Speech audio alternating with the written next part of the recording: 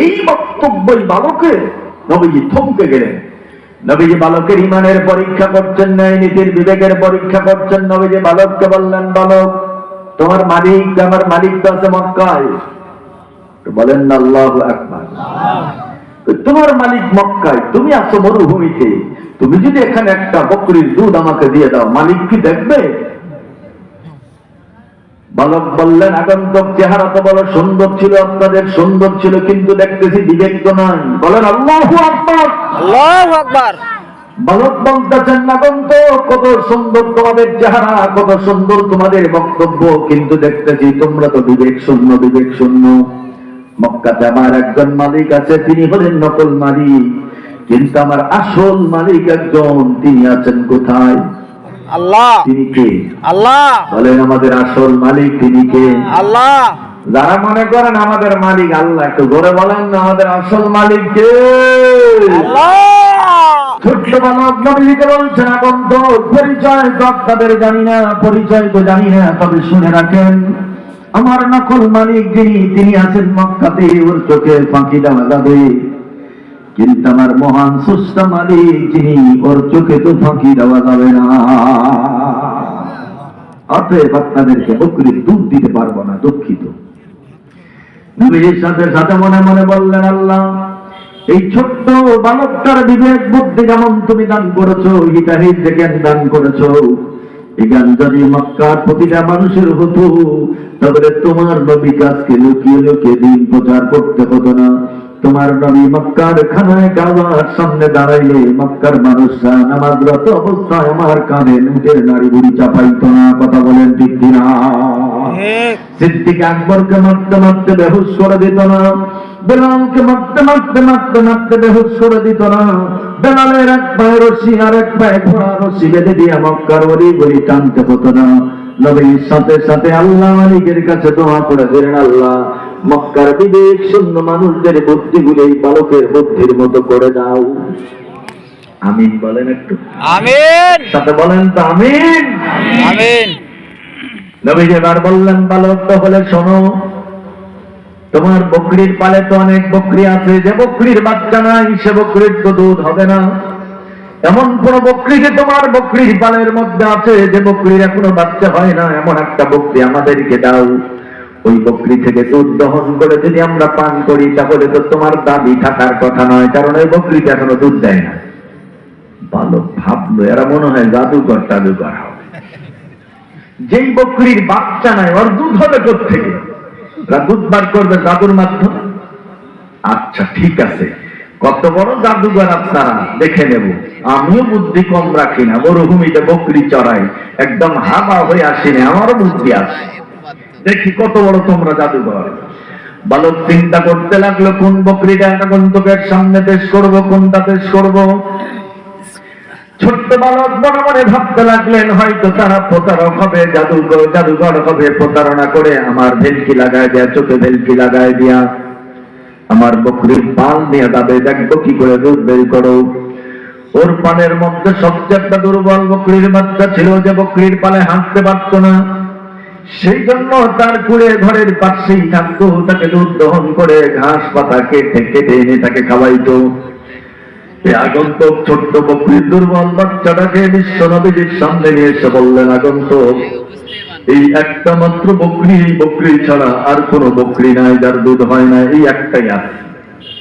নবীজি নবুয়তের জবান দিয়ে মুস্কি মুস্কি হাসে, বলেন আল্লাহু আকবার। আল্লাহু আকবার। বলেন আল্লাহু আকবার। আল্লাহু আকবার। আল্লাহর নবীর সামনে বাচ্চাটা যখন আনা হলো, বিশ্ব নবীজি কি যেন তিলাওয়াত করলেন। নবীজি তিলাওয়াত করে বকরির পিঠের উপরে হাত বোলায় দিলেন, বিসমিল্লাহ পাঠ করে নবীজি, বিশ্ব নবীজি বকরির স্তনে হাত দিলেন। অল্প সময়ের মধ্যে দেখা গেল বকরির গোটা স্তনটা দুধে টান টান। সুবহানাল্লাহ। সাথে বলেন আল্লাহু আকবার।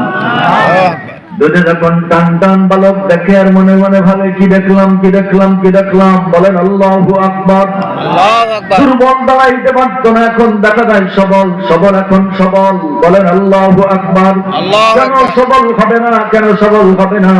যেদিন হালিমাতুস সাদিয়া মক্কাতে এসেছিল, মক্কাতে সন্তান নেওয়ার জন্য এসেছিল, হালিমার গাটাটা সবচেয়ে দুর্বল ছিল, আসার সময় এসেছিল সবার পরে। বিশ্ব নবীকে তার দুর্বল গাধার উপরে উঠাইছে, মক্কা থেকে তায়েফ যাইতেছে, ওভারটেক করতে করতে করতে মক্কা থেকে রওনা করেছে সবার পরে। বিশ্ব নবীকে নিয়ে হালিমাতুস সাদিয়ার গাধা এখন সবার আগে। সুবহানাল্লাহ। এই নবীর ছোঁয়া লেগেছে দুর্বল বকরির বাচ্চার উপরে, ছোঁয়া লেগেছে। নবী পিঠে হাত পোলাইছেন, একদম তাগড়া বকরির বাচ্চা। বলেন আল্লাহু আকবার। আল্লাহু আকবার। স্তনে হাত দিল তো দুধে টানটা। এখন তো দুধ দহন করতে হবে। নবীজি বালককে বললেন, বালক, দুধ দহন করার মতো কোনো পাত্র কি আছে? হুজুর আছে, একটা মশক আছে, মরুভূমিতে বকরি চড়াই, সারাদিনের পানি নিয়ে আসছিলাম তো আমার পানিও পুড়ে গেছে, এই যে মশকটা আছে, মশকটা দিলেন। আল্লাহর নবী বালকের কাছ থেকে, রাখালের কাছ থেকে মশকটা নিলেন, বিসমিল্লাহ বলে বকরি স্তনে হাত দিলেন। আমরা দুধ দহন করতে বলে বকরির মোলান টানতে হয়, দুধে টান দিতে হয়। নবীজি হাত রেখেছেন তো ঝর্ণার মতো অল্প সময়ের মধ্যে কোটা মশক দুধে ভরে গেছে। সুবহানাল্লাহ। দুধে ভরা মশক। আল্লাহর নবী আগন্তক, ওরা জানে না, ও বালক জানে না, তিনি বিশ্ব নবী। তার প্রথম সাহাবী আবু বকর সিদ্দিক, বালক জানে না। আল্লাহর নবী বালককে বললেন, বালক, তুমিও তো তৃষ্ণার্ত কারাদন, সারাদিন তুমি মাঠে রোদে বকরি চড়াও, তোমারও তো তৃষ্ণা লেগেছে। বকরি যখন তোমার, তো অধিকার প্রথম তোমার, আগে তুমি পান করো, তারপরে আমরা পান করব। সুবহানাল্লাহ। বলেন না সুবহানাল্লাহ। সুবহানাল্লাহ। বালক ভাবলো, কি দেখলাম, এক মুহূর্তে এক মশক দুধ। আচ্ছা, দুধ তো প্রথম আমাকেই দিয়েছেন, এক নিঃশ্বাসে সব দুধ টেনে খেয়ে ফেলবো, নতুন করে তার দুধ হবে না। এই তো মাত্র দুধ দহন করলো, বিকালবেলা না হয় আর এক মশক হবে, সব খেয়ে ফেলে। মনের অবস্থাটা কে জানে? আল্লাহ। সবাই কথা বলে না। আল্লাহ। মনের অবস্থাটাও কে জানে? আল্লাহ। ছোট্ট বালক মনে মনে যা বলতেছে দুনিয়ার কেউ না জানলো, মালিক আল্লাহ পাক রব্বুল আলামিন জানে। আল্লাহ জানে। আল্লাহ বলে, বালক, তুমি চেনো না কে এসেছে তোমার সামনে, নসিব তোমার কত বন্ধ, কত বড়। কে এসেছে আজকে তোমার দুয়ারে, কে এসেছে তুমি জানো না। এতক্ষণ পর্যন্ত যা মন্তব্য করেছো সবই ভ্রান্ত, মিথ্যা মন্তব্য করেছো, কাল্পনিক করেছো। এখন তুমি তার মর্যাদা দেখবা। বিশ্বনবী মশকটা বালকের হাতে তুলে দিলেন। বালক মশক পেয়ে মনের আনন্দে বলতেছেন, সব দুধ পান করব, এক ফোঁটা দুধও তোমাদেরকে পান করতে দেব না। এই বলে মুখে মশক লাগাই টানলো, অনেকক্ষণ পর্যন্ত টানলো। টানতে টানতে টানতে ওর ধারণা মনে হয় আর নাই। মুখের থেকে আলাপ করেছে গ্লাসটা, আলাপ করে দেখে যতটুক ছিল অতটুকুই আছে। সুবহানাল্লাহ। পিছনের লোকেরা আমরা দুধের ভাগ পাই নাই, আমরা সুবহানাল্লাহ বলবো না। এই সবাই হাত তুলে বলেন তো সুবহানাল্লাহ। সুবহানাল্লাহ বলেন সুবহানাল্লাহ। সুবহানাল্লাহ। নবীজি তো দেখতেছেন আর বুঝতেছেন, যদিও পুরাটা বুঝতেছে না, কিন্তু চেহারা দেখে তো বোঝা যাইতেছে বালকের ভাবটা তো এরকম ছিল, সব পান করবে। কথা বলেন ঠিক না? ঠিক। নবীজি বললেন, আগে বালককে বললেন, বালক আরো পান করো, আরো পান করো। নবীজিকে বললেন, নবীজি নির্দেশ দেওয়ার পরে বালক আবার মুখ লাগাইছেন, টানতেছেন টানতেছেন, প্রথম যে পরিমাণ, এখন তো আর তা পারে না। কিছুক্ষণ টানার পরে বলছেন, আগন্তক আর পারি না। নবীজি বললেন, আরো টানো। তৃতীয়বার লাগাইলেন, আবার টানলেন, বেশিক্ষণ টানতে পারে না। যতবার টানে আর চোখ দিয়ে দেখে কতটুক আছে, দেখে যতটুক ততটুকুই। সুবহানাল্লাহ। বলেন আল্লাহু আকবার। আল্লাহু আকবার। নবীজি বললেন, বালক আবার আগন্তক আর পারছি না। নবী আর জেদ করলেন না। নবীজি বললেন, আবু বকর, তুমি না বলছো তৃষ্ণায় কলিজা ফেটে যাচ্ছে, গলা শুকে যাচ্ছে, এবার তুমি পান করো। রাসূলুল্লাহর আদর্শ দেখেন, নবীজি বড় ছিলেন, আবু বকর সাহাবী ছোট্ট ছিলেন। নবীজি প্রথম খেতেন, কিন্তু নবীজি বললেন, আবু বকর, প্রয়োজন যখন তোমার বেশি, তুমি আগে পান করো। আবু বকর পান করলেন, ভাবলেন সব শেষ করব। আবু বকর মন মতো টানল। নবীজি দেখতেছেন তৃষ্ণার্ত একটা উট যেভাবে পানি পান করে, আবু বকর যেন ঠিক সেভাবে পান করছে। অনেকক্ষণ টানার পরে আবু বকর চোখের কান দিয়ে দেখে, দেখি কতটুকু আছে, দেখে যতটুকু ততটুকুই। আল্লাহু আকবার। সুবহানাল্লাহ বলতে এত কার্পণ্য রে ভাই, সুবহানাল্লাহ। সুবহানাল্লাহ। নবীজি আবার বললেন আবু বকর পান করো, বলে পারছি না পারছি না। নবীজিকে বললেন আবার পান করো, নবীজি বললেন আবারও পান করো। নবীজিকে বলে ইয়া রাসূলুল্লাহ পারি না। আল্লাহর নবী তার মুখটা গ্লাসের মধ্যে লাগালেন, বিসমিল্লাহ বলে পান করলেন। যে পরিমাণ দুধ ছিল নবীজি পান করে সাবার করে ফেললেন। বকরির স্তনে আরেকবার হাত লাগাইলেন, তো দেখা যায় আগের মতো বকরির স্তন শুকিয়ে গেছে। সুবহানাল্লাহ। কারণ বকরির স্তন শুকায় না দিলে বকরির দুধের টানে কষ্ট হবে, কারণ ওর তো বাচ্চা নাই। কথা বলেন ঠিক কিনা? ঠিক। এই বলে আল্লাহর নবী বাচ্চাকে বললেন বালক তুমি থাকো, আমরা গেলাম।